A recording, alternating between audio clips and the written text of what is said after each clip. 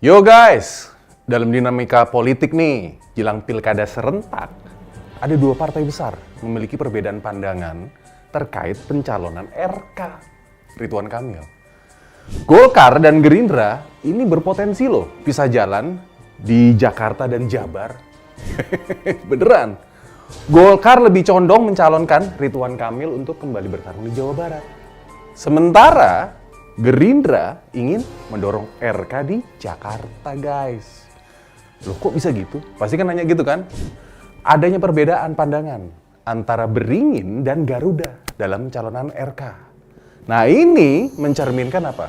Strategi politik yang berbeda dari kedua partai itu dalam menghadapi pilkada nanti, guys.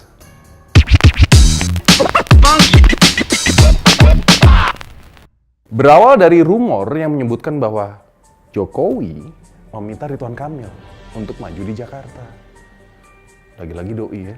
Sebagai bagian dari upaya untuk menghadapi Anies Baswedan. Sedangkan Golkar menilai guys bahwa Ridwan Kamil dengan prestasi dan popularitasnya yang tinggi tuh sangat tepat untuk kembali maju mimpin di Jawa Barat. Relatif aman katanya kalau berlaga di kolam Jabar. Oke. Nah, Waketum Partai Golkar, Ahmad Doli menyatakan bahwa elektabilitas RK itu masih kuat di Jawa Barat. Menurut Doli, masyarakat setempat masih mengharapkan kepemimpinan RK berlanjut. Tuh, ikan petahana, iya kan? Nah, RK berpeluang besar guys, menang di Jawa Barat. Sebagai mantan gubernur Jawa Barat nih, elektabilitas beliau sudah teruji, masih tinggi, kata si Doli. Menurut Doli, banyak program dan terobosan nih yang dirasakan masyarakat saat dia menjabat.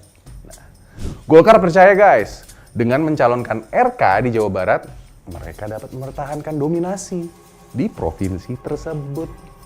Nah, di sisi lain nih, ini si Kancil, Partai Gerindra lebih memilih apa? RK maju di Jakarta. Petinggi Gerindra berkali-kali kan menegaskan kan, bahwa RK tidak akan berlaga di Pilgub Jawa Barat.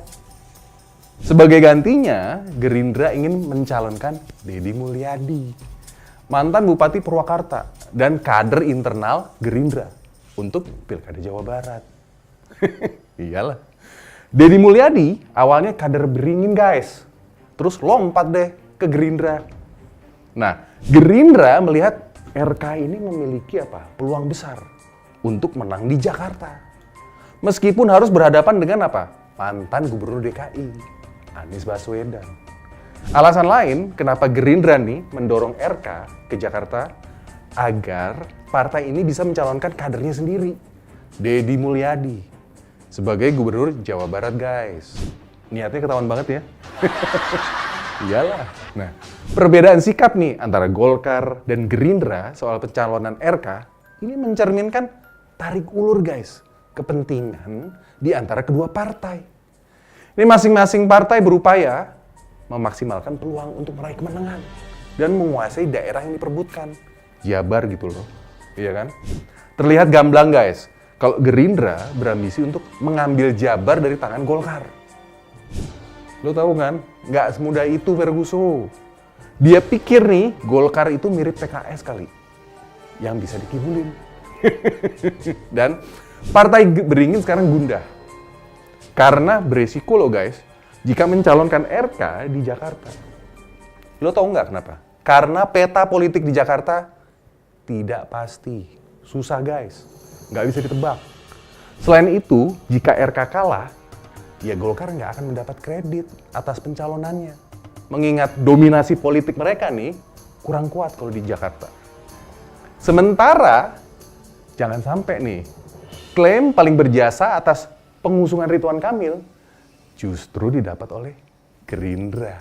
Nah, sementara Gerindra mempertimbangkan nih faktor strategis lainnya.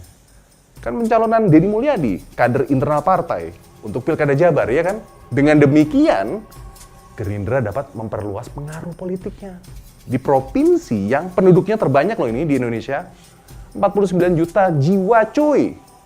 Nah, pada akhirnya, keputusan apakah RK akan maju di Pilkada Jakarta atau Jabar, ini kalau gue lihat masih teka-teki loh.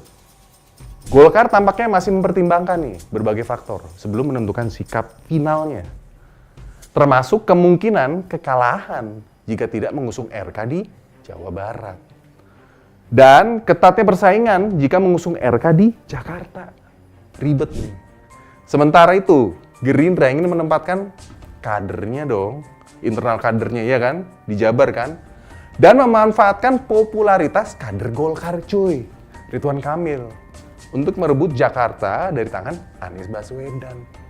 Tunggangi terus. Nah, pengaruh Jokowi dalam menentukan calon nih juga menambah kompleks kalau menurut gue. Dalam peta politik di Pilkada Jakarta nanti. Jokowi ingin menang besar di Jakarta. Tapi ini nampaknya dia dan punakawannya telah menghitung bakal kalah besar guys di Jakarta. Dalam tajuk opini nih di majalah Tempo, ada pertanyaan.